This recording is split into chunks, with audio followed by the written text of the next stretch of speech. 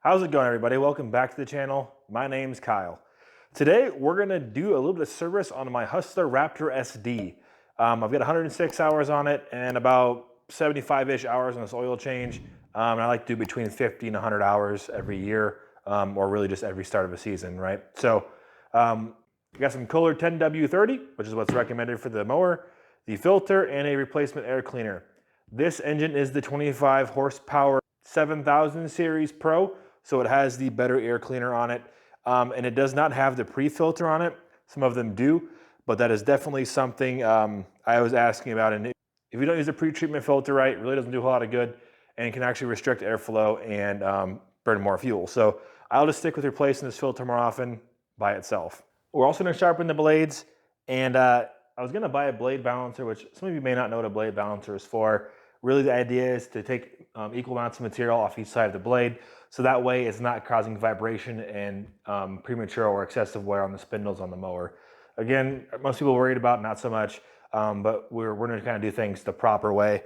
Again, I was going to buy one, and I decided not to, so I went ahead and printed one off of my 3D printer. I printed off and designed and printed off a actual piece here, so we'll see how it works out. To sharpen the blades, we're going to be using my Dewalt cordless grinder with the 120 grit flapper wheel sander on. I like using this to grind on the blades. It helps protect against taking too much material off, but does put a nice edge on it. Again, you don't want too sharp of an edge where it will just kind of beat the grass over. You want it to be sharp and not too sharp. So we're gonna use this. Really handy tool. I really like this. One of the best purchases I made. And we're gonna be using the 1/2-inch Dewalt 3-speed Impact. Thing's powerful. Pop the blades off quick, and we'll do all this work here. We may not put it back on at the right torque specs. We'll give it what some people call a couple ugga-dugs. Well, that's pneumatics, right? Put it on there, and we'll just make sure it's snug. So I'm gonna stop talking. Let's get to work. Like I mentioned earlier, this is the Kohler 7000 series Pro, the premium air filter inside here. Let's go ahead and pop this open. It's pretty simple. This comes right off top. All right, so we're gonna go ahead and take the filter out. It's pretty disgusting looking. You'll see it's pretty full. I don't like to blow them out because you can put a hole in the filters. I may tap them out occasionally, tap them out on the concrete, but you don't want to get holes in this filter. You're just gonna suck dirt in. For the $24 this filter is, it's not worth ruining a perfectly good engine. So again, make sure no dirt in here, everything looks fine. And then I'll pop the new filter in here. They're lined up. Pop the new filter down in there so she stays tight. So, new air filter, so she'll breathe nice and clean. Same way, put this back on here on top. Thing lined up nice. Clip down that side. From that side, you're ready to go. Filter's changed. Step 1 done.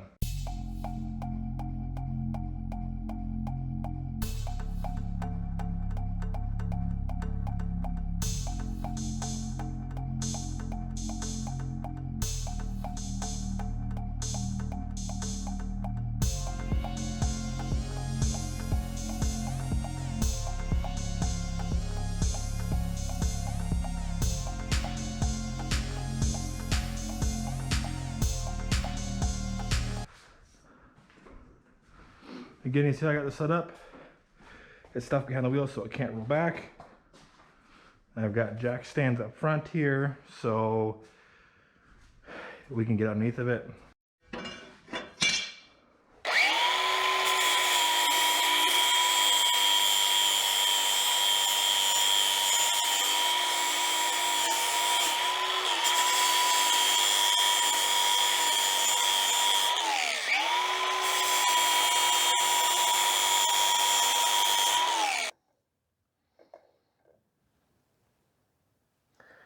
Well, you can see it's a little heavy on this side.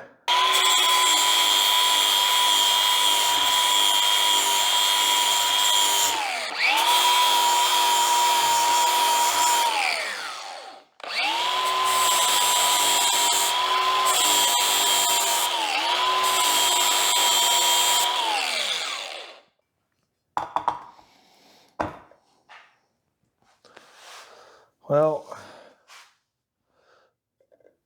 it's not bottoming out. It's a little bit, it's not quite perfect. You can kind of see here there's a little bit on that side, but we're gonna call that balanced enough.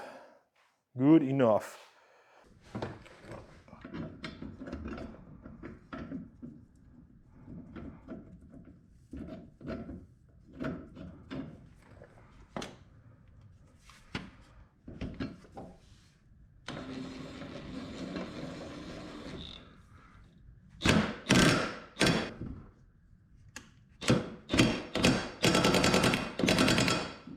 right, perfect. Just a little bit there. All right, the unfortunate part is as small as this is down here, I can't get my normal oil pan down there. So I use these old Tupperware containers we have that are garbage and fit it underneath there. And then make sure the drain hose fits inside the container so it doesn't leak. You can see down there like that. All right, using a 10mm wrench, get down right in here next to the fuel filter, next to the filter. And then you turn this to loosen it. And that will allow the oil to drain out. Black gold coming out. Looks a little used for sure. On the filter, it wants you to fill it completely full with oil, basically up to the bottom of those threads. That's gonna be hard to do because you gotta turn it sideways to put it back on. So I always put a little bit on there. So you want this to absorb, and you don't want to start the engine on a I'll fill it, most of the way full, and then just make sure we, swirl around in there, because as soon as, like I said, as soon as you turn that sideways, it's going to start pouring out. So I get it to where it's kind of the point where we have some in there, but it's not completely full, because like I said, you don't want to make a huge mess when you get that on there. It's about 3/4 of the way full, and we'll let it sit there. Oil your gasket there, get a little oil on that gasket and make sure it seals good. It's an important piece of this. So that's ready to go on. We'll let it sit for a few minutes, and we'll replace it on there with the new filter. Go ahead and put these rags under the filter. So when we take this off, we don't have a bunch of oil running onto the ground, because it's going to have some regardless how much there's always oil in the filter. So put that down in there, like I said, to try to keep from making a drastic mess. Maybe it'll help a little bit. I got oil dry in case something does happen, or I make a big mess. I do have some super clean oil dry, but I don't want to make a mess just to clean it up. I have a quote unquote universal filter adapter here. So we'll just, you open it up here, we'll put it down in there, and you just squeeze those jaws and it will tighten down on your filter. Remember, lefty loosey, righty tighty. And these I've found are the best way. One like this is kind of like the best way to get it off, in my opinion.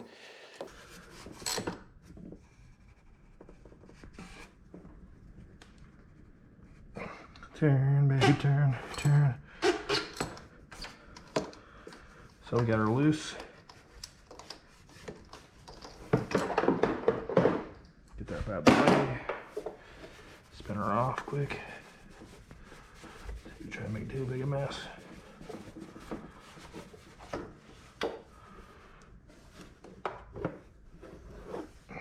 Filter up out of there. Sit in the oil pan. Let her drain out the rest of the way. Like I said, there's a little bit of oil left in there, but I think my shop rags are going to pick it up. Not a big deal. So what we're going to do is make sure there's no gasket left behind. There's no gasket left behind. Everything looks hunky-dory there. I like to go ahead and wipe things off, just make sure there's no debris left behind.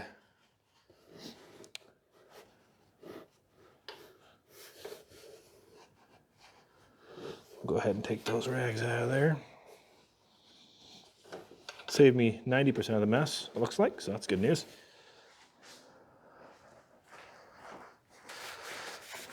And remember, guys, don't be heroes when you're putting the filters on. It's tighten 3/4 to a 1 turn after the gasket completely contacts the base. Don't use a wrench. Hand tight. Hand tight. It doesn't need to be tight like a tiger. Gonna put it back on here.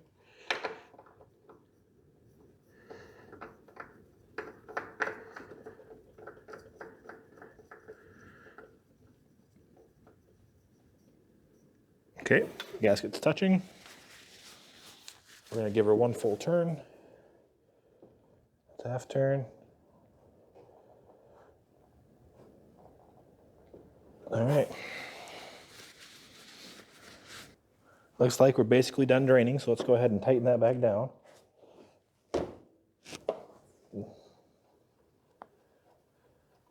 Use the old 10mm wrench to finish her off here.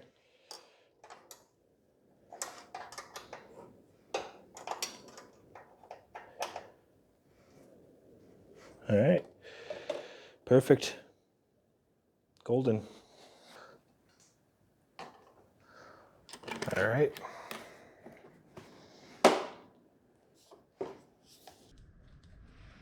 And put the other cord in.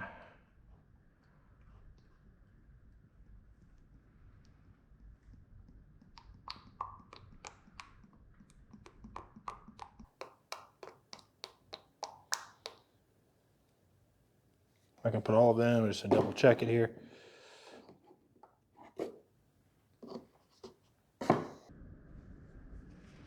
Looks like we're at the full mark.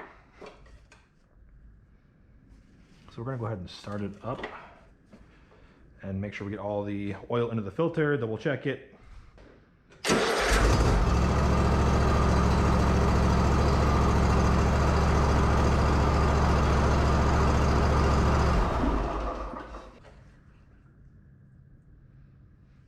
We're gonna leave it there. Got a little tiny bit left in that bottle, but it says it's full, so we're gonna go buy the dipstick. And so there's a couple other things I check on the mower while I'm doing this procedure at the early spring.